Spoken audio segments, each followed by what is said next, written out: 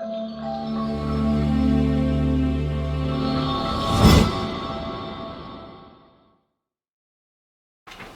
right, here we are, back again. Excited to be back. Yeah.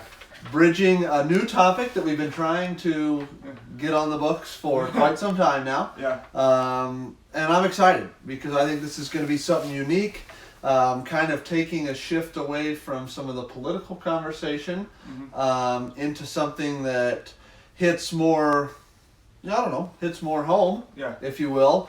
But really, I think is going to be an exciting and unique perspective to offer that maybe hasn't been heard before. So we're excited about this episode. Probably, at least I'm excited more than most that we've had in the past. And with that, Matt, I'm going to flip it over to you to kind of tee it up what we're going to be talking about. Yeah, so today we're just going to be talking about a whole bunch of studies with regards to autism and being on the autism spectrum. So to be honest, I would say let's just get started. So. Well, and that's true, but I think it's important to say why we're discussing autism. Yeah.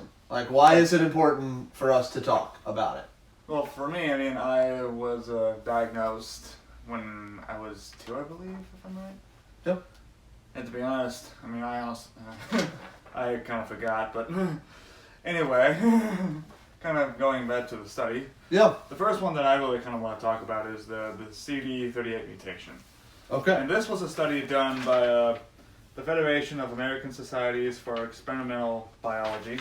Okay. I actually don't know what any biases they may have, but in order to conduct this experiment, the researchers collected about 4 groups of mice with an altered CD38 gene. Mm-hmm. So basically, like male and female, and like adult and growing mice. Yeah. And then they used MRI technology as well as electrical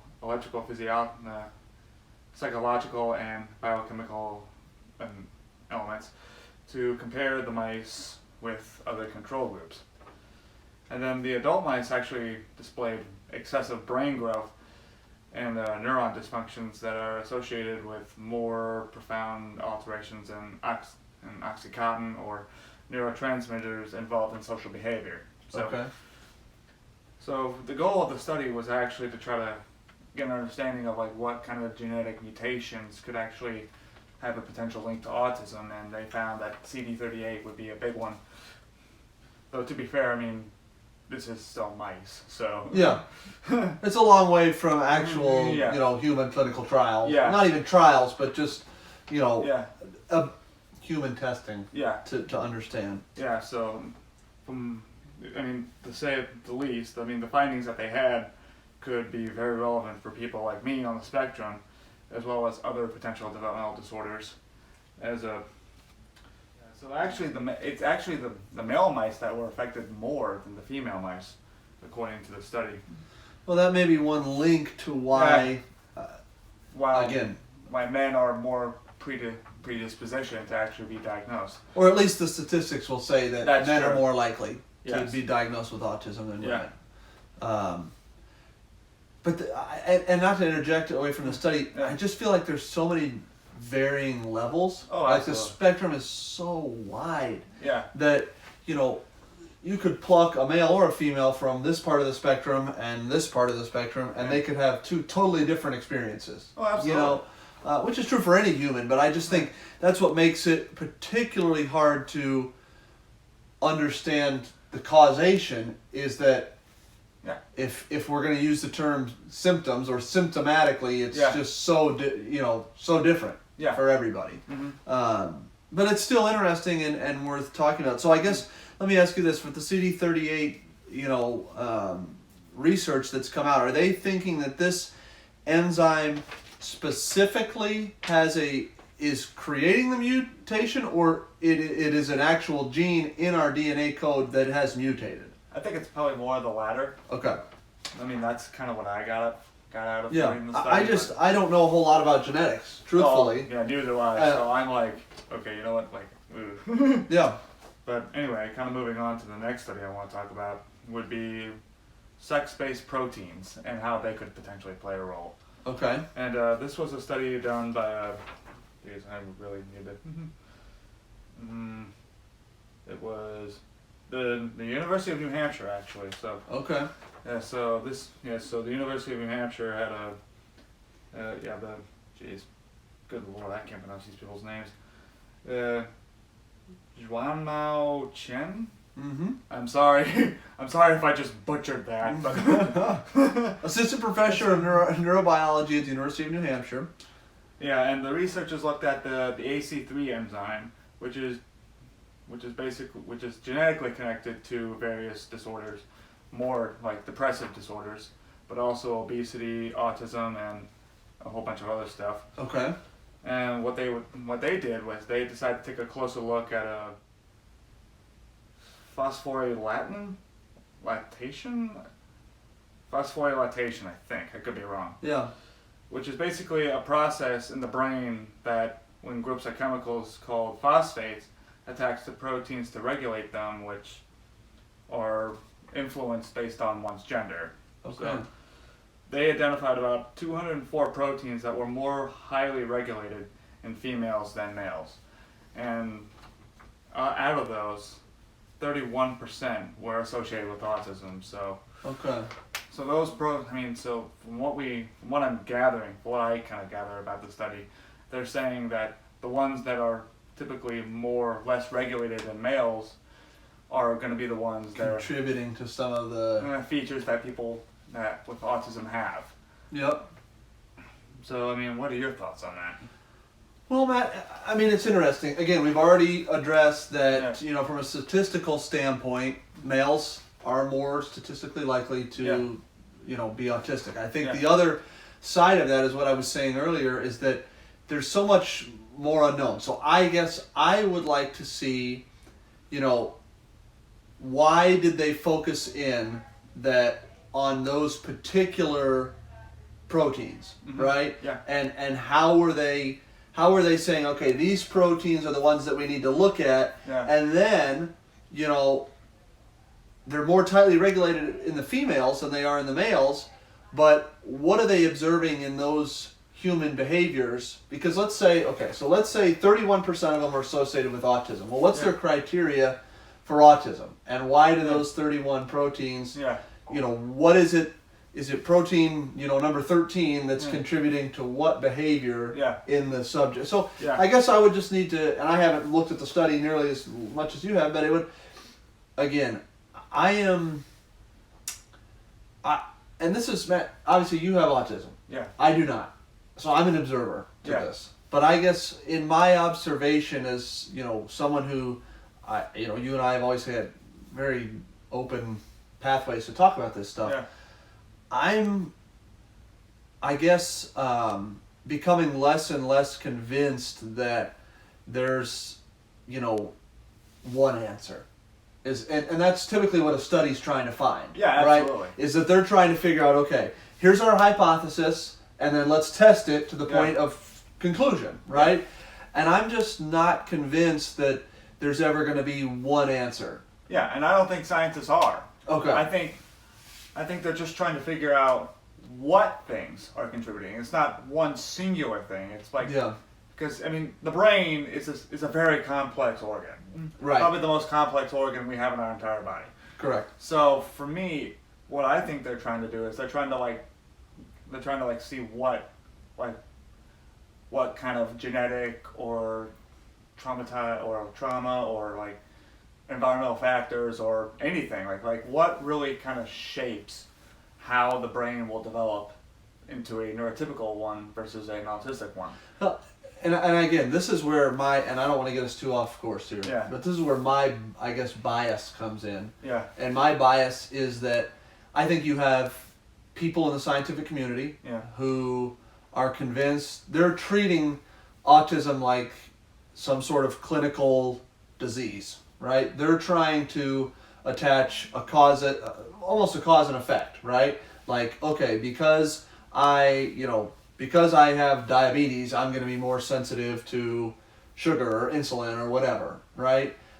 I don't necessarily look at it like that, Matt, because I think, if you were to take a lot of the societal context out of this discussion, right? Mm-hmm. Set aside, demands of the work environment, driving a car, getting a loan, all these stupid little nonsensical things, and just rewind the clocks a little bit.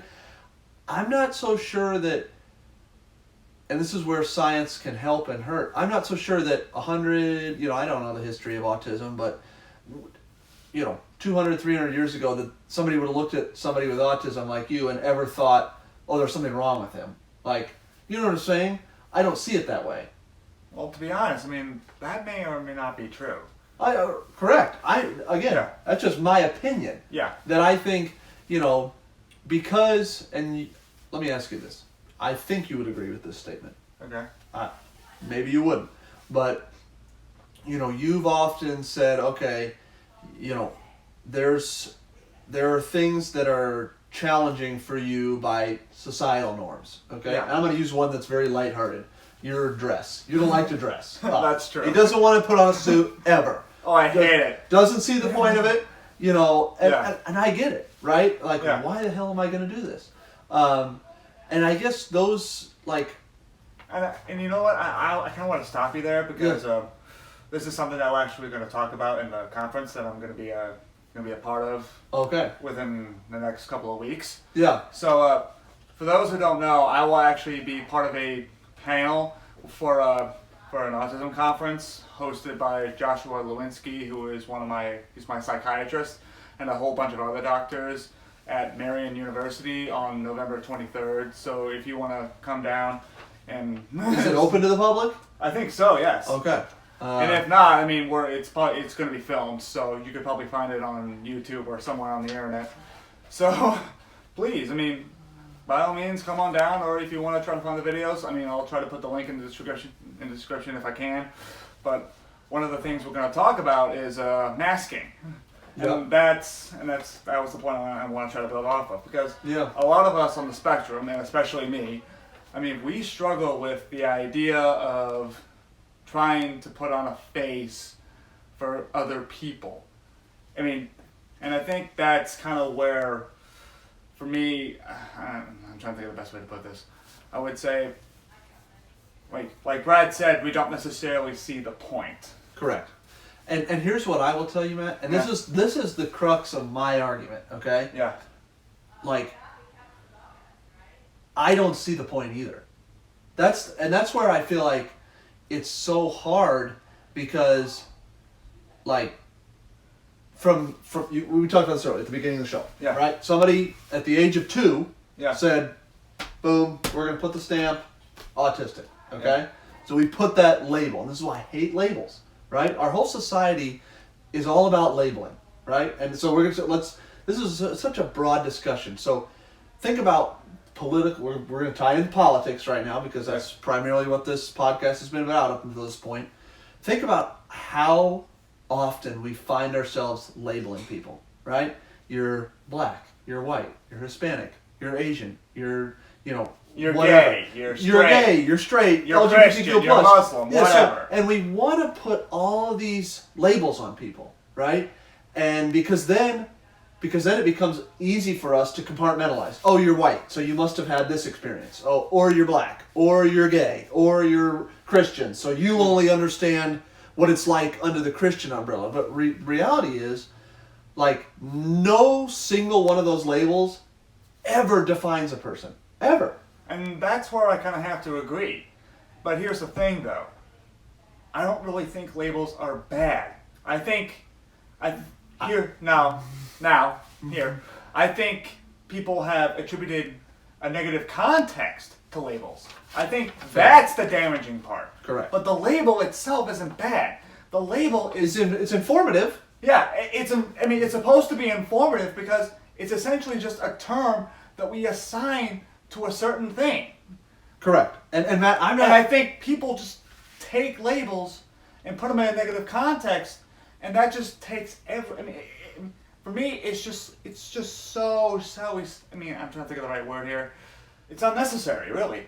Well, and this is a good dialogue. Again, I'm not trying to get us off this. We can jump back onto the to the topic, but I think my frustration, I guess, with the labeling is Yeah. that what ends up happening is that people want to reduce your experience in life to your label, right? And they become dismissive, okay? Well, it's not necessarily the label, it's the context that's associated with the label is what you're saying. Correct.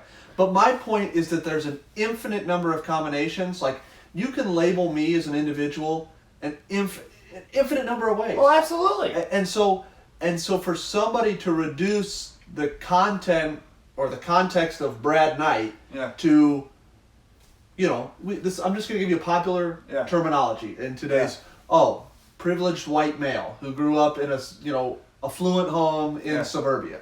Well, okay, I could argue a lot of those different things. Yes, I'm white. Yes, I'm a male. And yes, I grew up in suburbia. Yeah. But I would argue that out of those three things, they are far down on the totem pole for what actually defines me as an individual, right? Yeah. And I would argue, and that's my point, I guess, is I'm arguing the same thing in terms of autism, like the value, and I'm just speaking personally, the value that you've brought to my life has absolutely nothing to do with the label of autistic, right?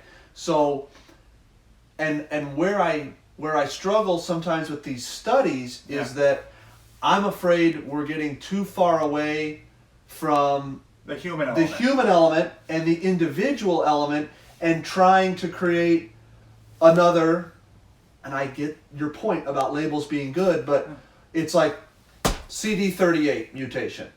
Matt's autistic, CD38 mutation. Then we hyper focus on, these individual things. Maybe it's the protein, maybe it's the CD38 mutation, when really to me it's more about, okay, Matt, you've been diagnosed with autism. Yeah. Okay?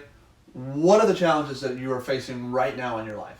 And I'm not asking you to answer that question. It's rhetorical. But and then it's about addressing those, because in reality, as an autistic person, while the autism may contribute somewhat to those challenges that you're facing, you may have the exact same set of challenges as somebody who has a completely different label in their life, right? So I think it's more about finding those pathways and connecting them than it is about necessarily trying to diagnose, you have a protein deficiency. Okay, well, guess what? I mean, I'm 30 years old, and I do a lot of things that are OCD in nature. You've seen me do them over the years. I'm super controlling about some of that stuff. Yeah.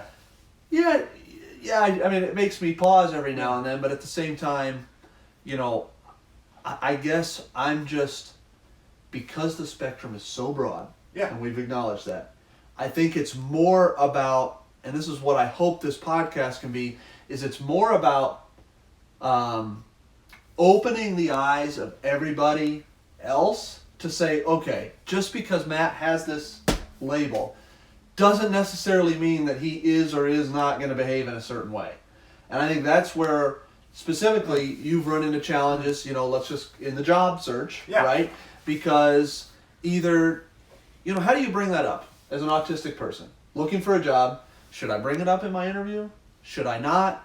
Are they going to understand that I have trouble communicating with somebody and picking up on social cues? Especially nonverbal ones. Yeah, nonverbal social cues are tough. We've had conversations. I guess that's the point that I'm trying to get is it's more, I think it's a lot less about you or anything being wrong with you and a lot more about the general society at large just not having a great understanding. Yeah, and I think that's what scientists are trying to do. I think with regards to all the studies that we have here, they're trying to demystify autism.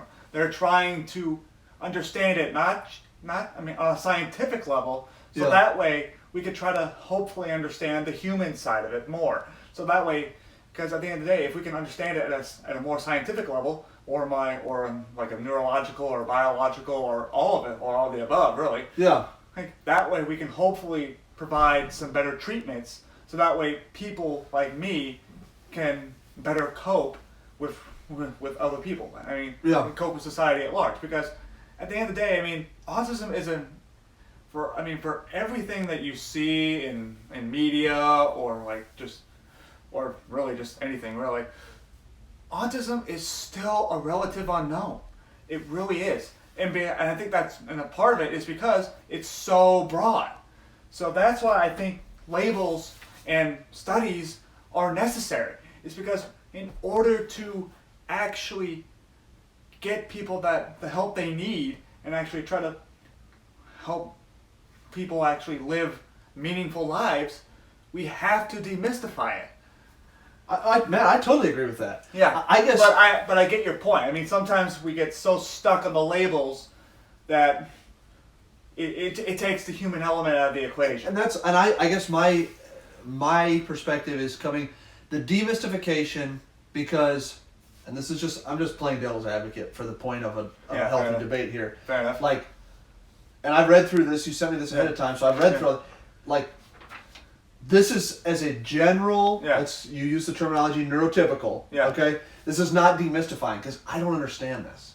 You know what I'm saying? Well, I mean, I think you just don't understand it because you don't necessarily have like the training to actually kind of understand a lot of the language behind it. And that's to be fair. Yeah, and I guess that's my point. Is that okay? So let me ask you this because a lot of this is scientific, like in terms of genetic and actual anatomy based, right?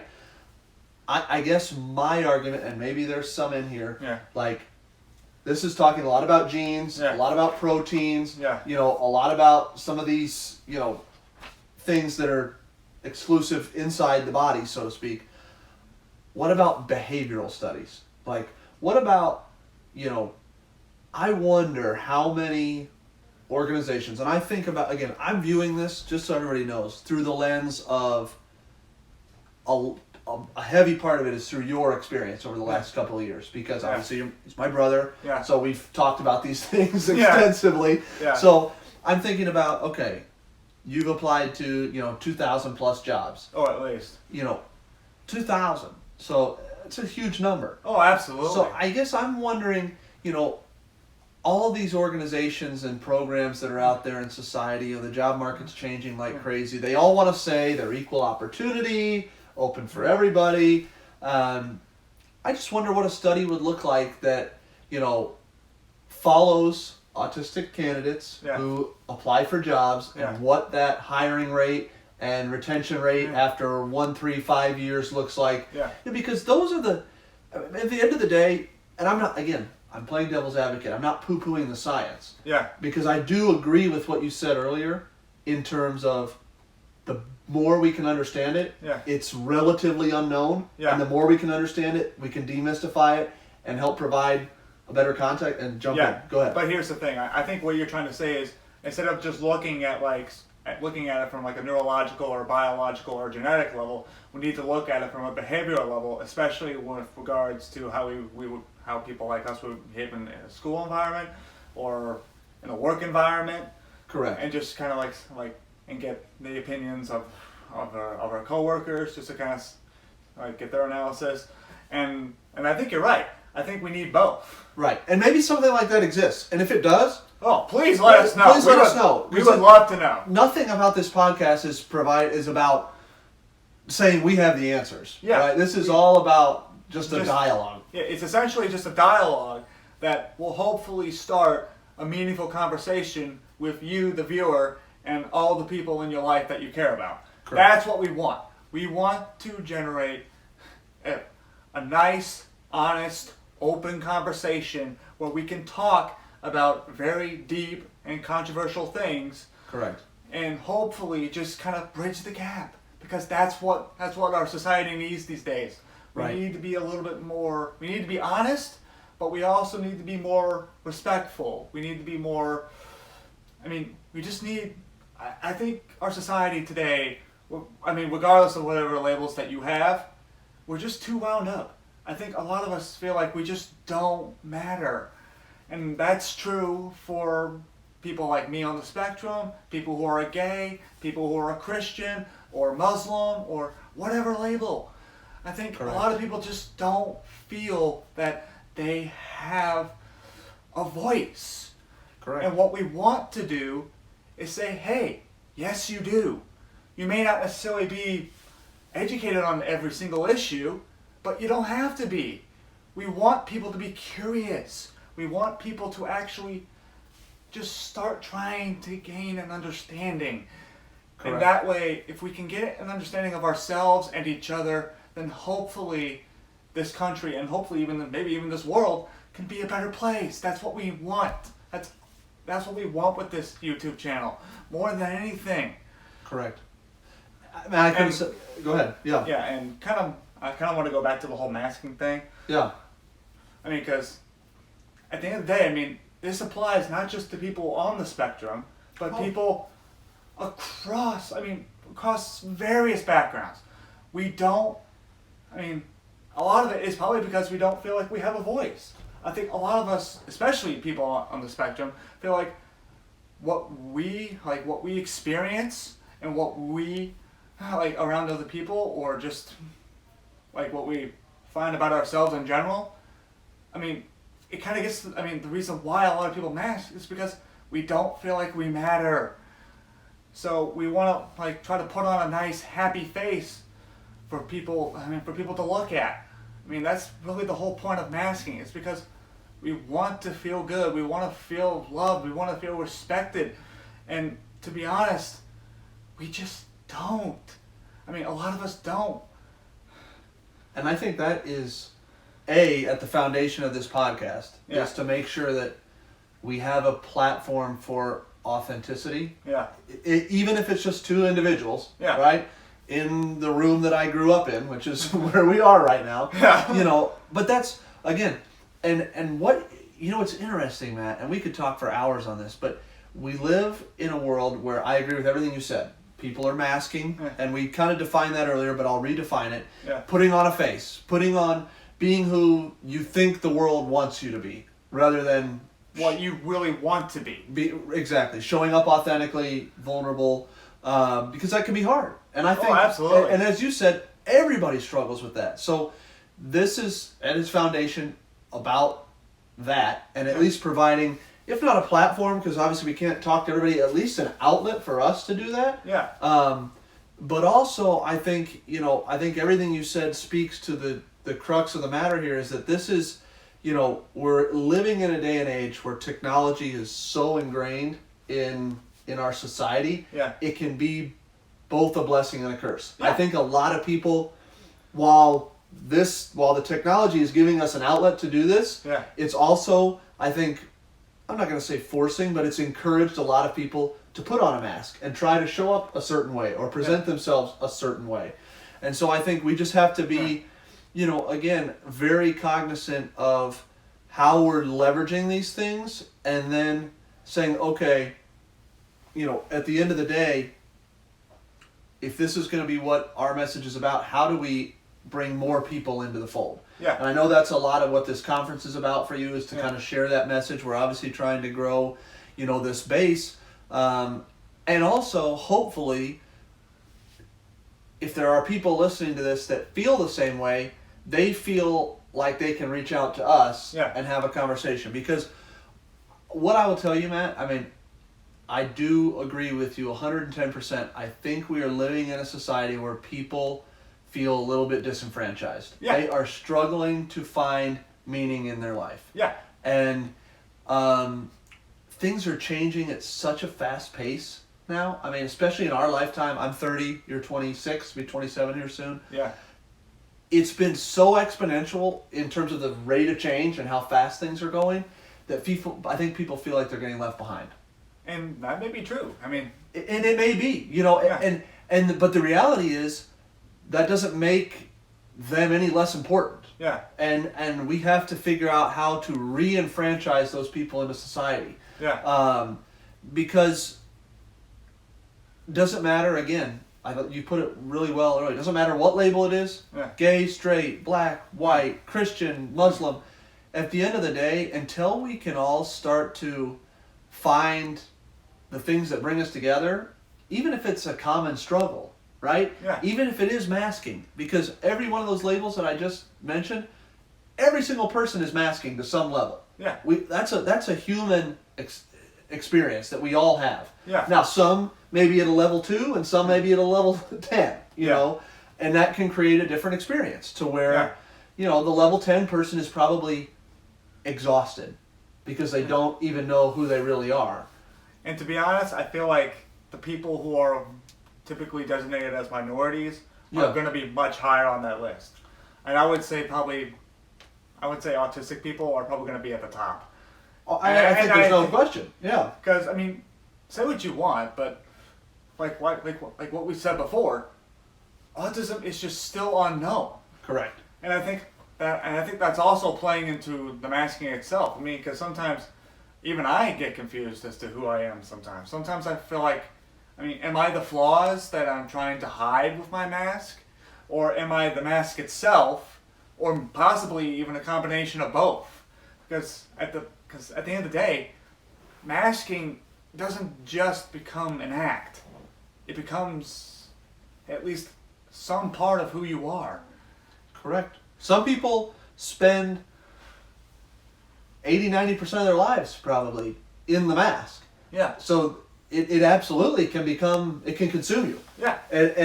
But I would argue that in terms of meaning and fulfillment, if the mask is at 80%, the fulfillment's probably at 20%, because it's hard to live in a fulfilling way when you're not being authentic. Yeah. And so I guess... And I think that also just kind of begs the question, what is authentic? Well, and that's going to bring us full circle here, because I know we've been going back and forth, and I think it's all good. I mean, it's all good stuff. We come into this with notes, and we basically just toss them aside. And this is what happens, but this is authentic, and this is real, so this is good.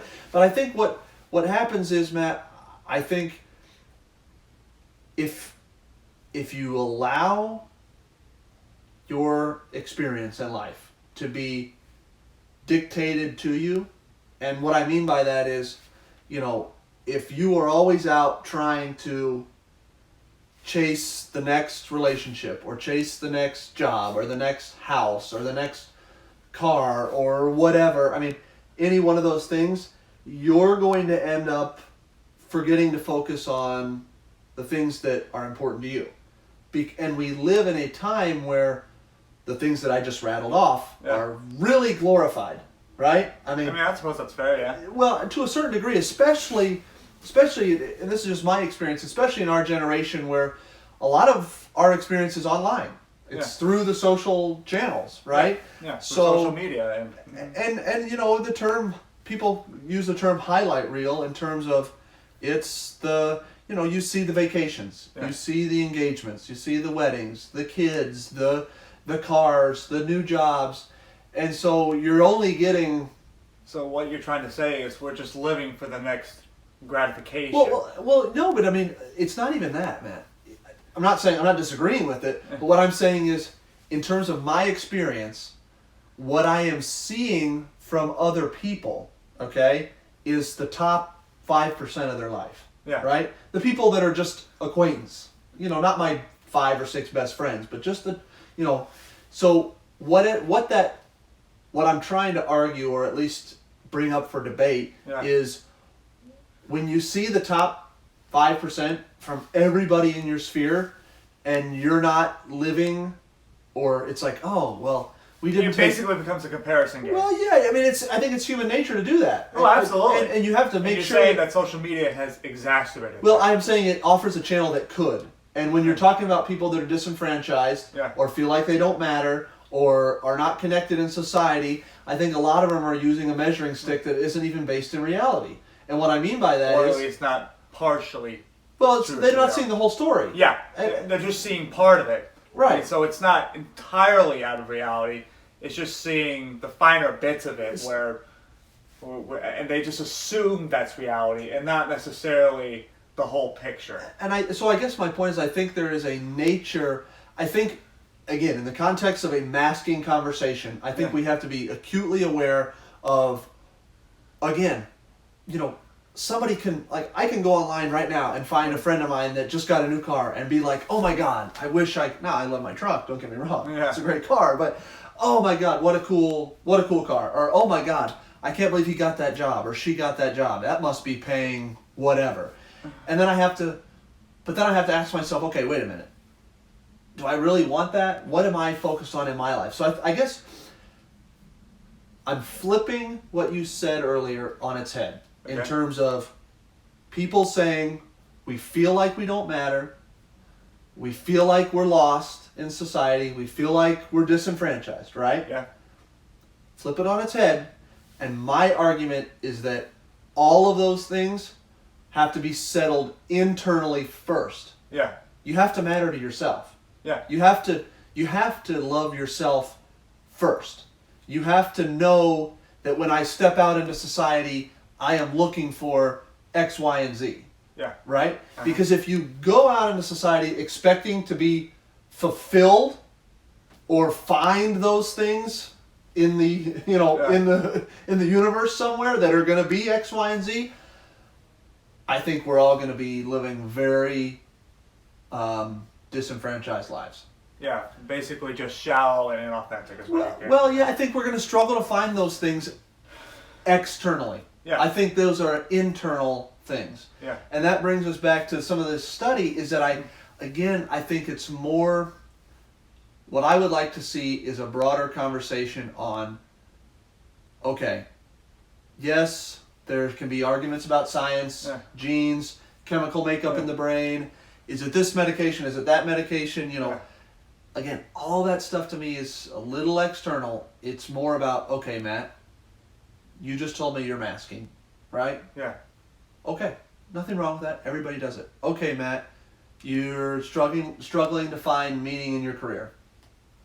Then it becomes about tackling those things on an individual level. Yeah. Because the masking and the struggling in the career, that could be somebody who's autistic who's struggling with those same things. That could be somebody who's not autistic who's struggling with those things. Yeah. You know what I mean? So again, it's just more of an individual. I mean, does that make sense? I mean, do you understand where I'm going? Yeah, I think I do. It's basically just saying, like, no matter what labels you identify with, or you essentially are just trying to find meaning in your life, and you're just trying to actually, I take that back. I'm not really sure where you're going with this. Well, okay, so Matt, I guess we're talking about autism on this podcast. Yeah. Okay?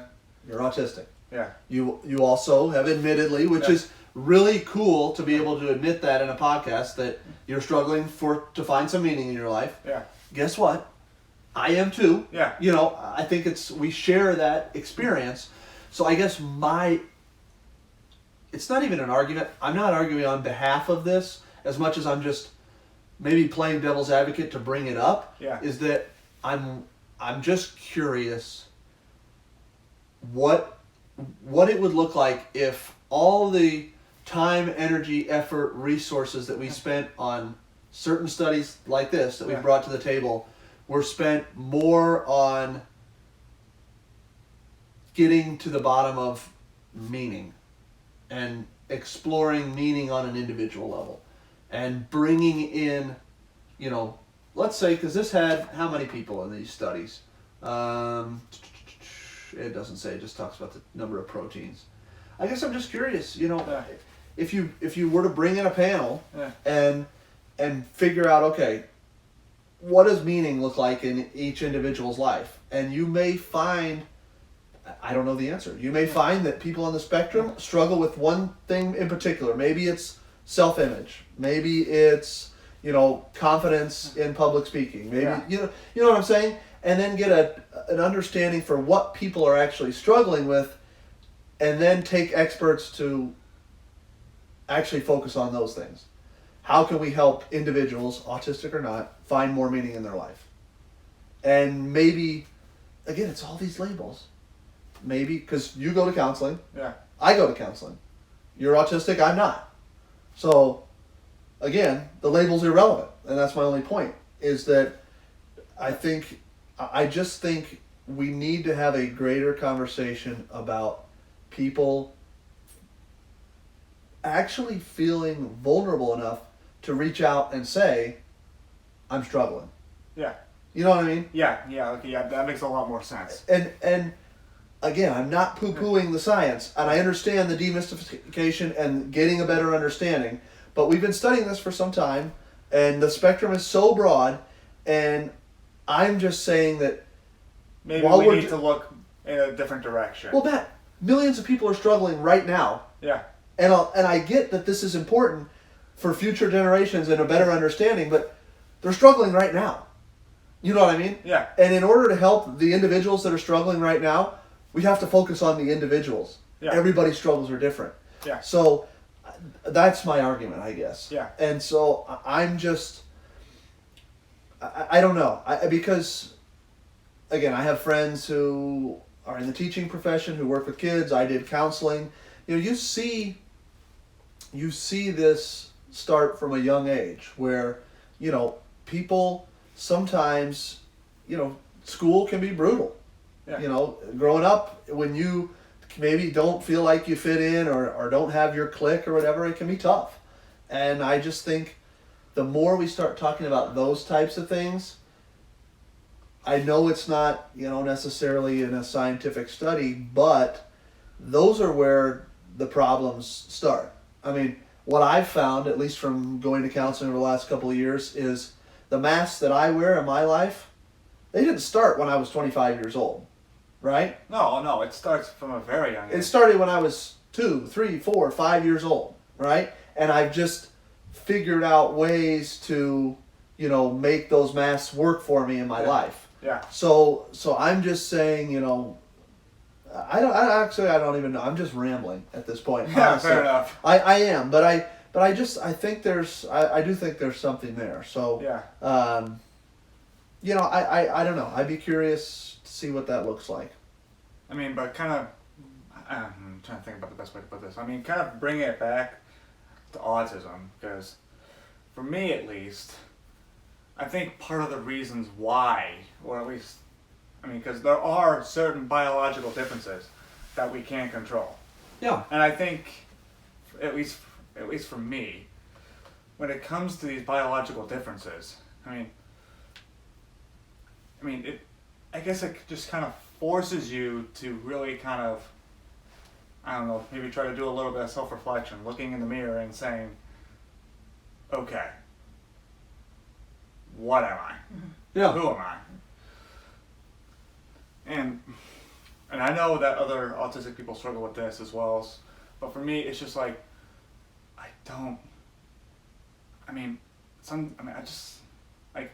sometimes I know what I want, sometimes I don't. Yeah.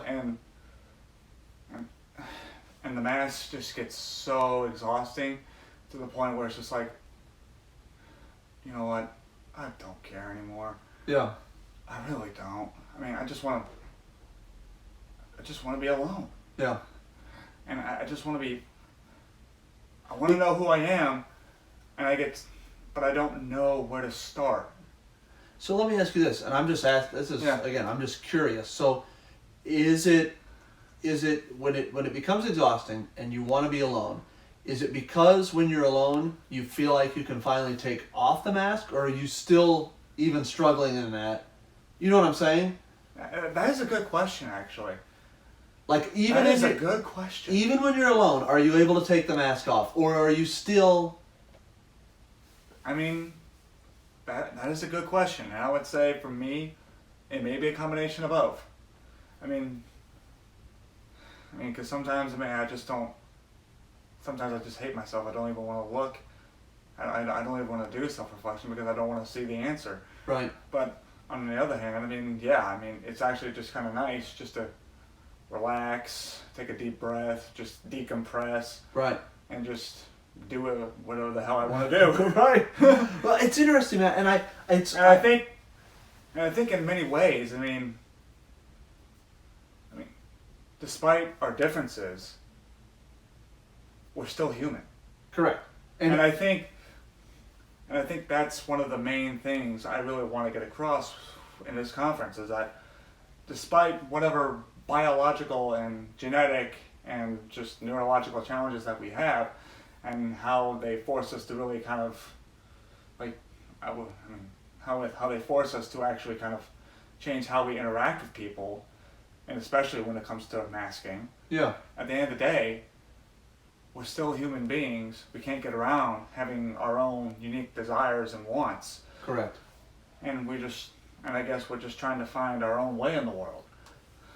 Well, it's interesting, Matt, how you said that, because, like, so two things. Because in my experience, you know, as someone who has masked in my life, like, I have a very similar experience in terms of I like to be alone a lot too. You know, for the very reasons that you do. Just sometimes to decompress and, you know, self-evaluate. But also, even when I'm alone, sometimes I feel like I'm masking. Yeah. Right? And so I think that's I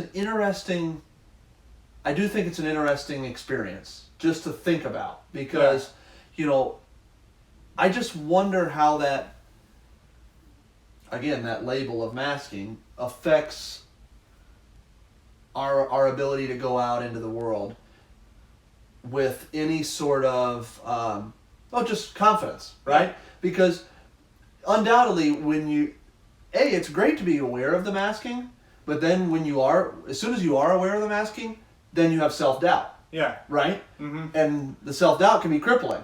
And it can take you away from going out confidently. And more times than not, that's when, you know, the general success in life happens, is through, you know, that confident reach into the world. I don't know. I'm just sharing how I feel. Yeah. It's an interesting thing because I think we have a similar experience. Now, to your other point, the better understanding, you know, of the biological difference and things like that.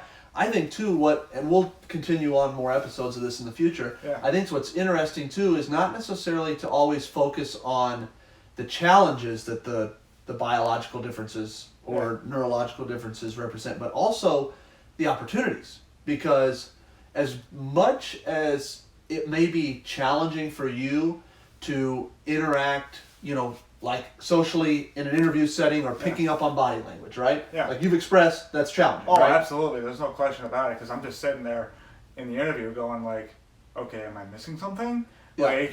Like, are they trying to tell me something and I'm just not picking up on? Right. So then your mind's racing and you're not paying attention? Yes! Oh my god, it's so bad! Right. I think that also really contributes to the lack of, because it's like, you don't want to miss out on what they're trying to say, right, but you end up doing it, ironically and unintentionally. when you're not, that's always how it works. And it's basically just, and they're going in their minds like thinking, okay, like, is he just nervous, or is he just like not qualified? Does he don't know how to answer the questions? And this is where it's so interesting, because two things. I'm going to address that first and then get back to my original point. Yeah. First thing is, I hope as this thing progresses and we can raise some more awareness, I hope that experience changes to where there's an avenue for you to be able to come into an interview, because the reality is the interview has to be changed. I mean, the interview process has to be changed. Because the reality is, for somebody like you, especially somebody like you who's looking for like IT positions, right? Yeah. Predominantly. What does the ability to go through an interview and socially interact really have to do with the essential requirements of your job? Yeah, you want to be able to communicate, but oftentimes you're going to be communicating about something that you're really well educated on, right? Not trying to answer some behavior-based question about Lord knows what, you know. So I think there has to be some willingness on a societal level to address that, understanding that there's probably millions of people having that same experience. Yeah. And the recruiter is more than likely, at least in my experience, going to be somebody who's really outgoing and social. Yeah. Because they talk to people all day long for their job. So you're putting people from two opposite ends of the spectrum together and expecting there to be some harmonious outcome. And you've applied to over 2,000 jobs. I mean, something's not working. Yeah. So that's the micro level. Yeah. The macro level, to get back to the neurological thing, is that as much as that experience has been horrible for you, just that whole trying to understand and overthinking and missing out on pieces of the conversation, the biological advantages that your autism gives you in terms of like just mental capacity at large, information, memory, processing, like those skills I don't think are tapped into nearly enough because of the initial barrier on the social communication. Yeah. Right? Like your ability to process, store, categorize, compartmentalize information, literally you will pull memories out from years and years ago. And I have a good memory by societal standards. Yeah. You pull shit out that is nobody should remember. And I'm like, oh my God. I mean, when you bring it up, I'm like, holy Jesus. But my point is that skill set is being thwarted because of something that... Well, it's not really thwarted per se, so much as it's not just being tapped into. It's a missed opportunity. It's a missed opportunity, yeah. And that's absolutely. why in your last experience, your last job experience, you felt like from the jump you were being underutilized. Yeah. Correct? Yeah. And again, that underutilization tied into your own level of meaning in your life. Yeah. Right? Because you were going into a new job hoping to find some fulfillment. Yeah. As we all do, I think. Yeah. You know, and when we spend hopefully at least 40 hours a week doing it, so there should be some level of fulfillment. Yeah. And you immediately felt like, you know what, this could be done by somebody a lot less skilled than I am. And there's nothing wrong with that, but you wanted to contribute more. Yeah. And so I think, again, the whole crux of this conversation is there was an initial barrier, specifically in your ability to verbally communicate. And non-verbally communicate. And non-verbally, and what we mean by that is body language. Yeah. And just social cues and things that probably a neurotypical would take for granted. Yeah. Right? Things that I just do every day that are really hard for you is a limiting factor in your potential or the opportunity to tap into your skills not ever coming to reality. And that's what this conversation has to be about. Yeah. Is that for a lot of people in this world that are feeling disenfranchised, lack of meaning, unhappy, whatever it is, that just don't feel like they matter. Yeah. We have to be willing to slow down for 5 seconds and say, what are we missing? Why are we not leveraging the skills that Matt has to actually, A, provide value on a societal level, right? Mm-hmm. Because the biological advantage that you have due to your autism is something that everybody else neurotypically doesn't have. Or at least... Just to a certain degree.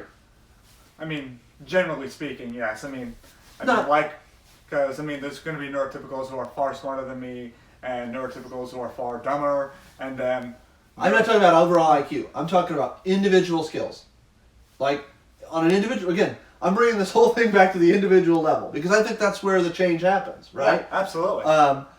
I'm just saying that ability can provide value in this world. And I would argue that it already does in terms of your life and just our ability to even do this podcast, because all the notes, all the research, everything is done by him, not me. So just let's get that straight. It is hundreds. How many pages is your political ideology document? Oh, good Lord. With links and links and links to other shit. And I mean, you asked me to read it one time. I'm like, what? You're going to give me the next 5 years? I'm not going to get through this. So your capacity to be able to not only bring that all in, process it, organize it, is far greater than mine. But, I mean, even your patience just to do it. So my point is that we have to figure out, okay, and ask ourselves, what are we missing? Especially when it comes to just the societal stuff that I think people take for granted, right? Oh, like pretend this is a job description, okay?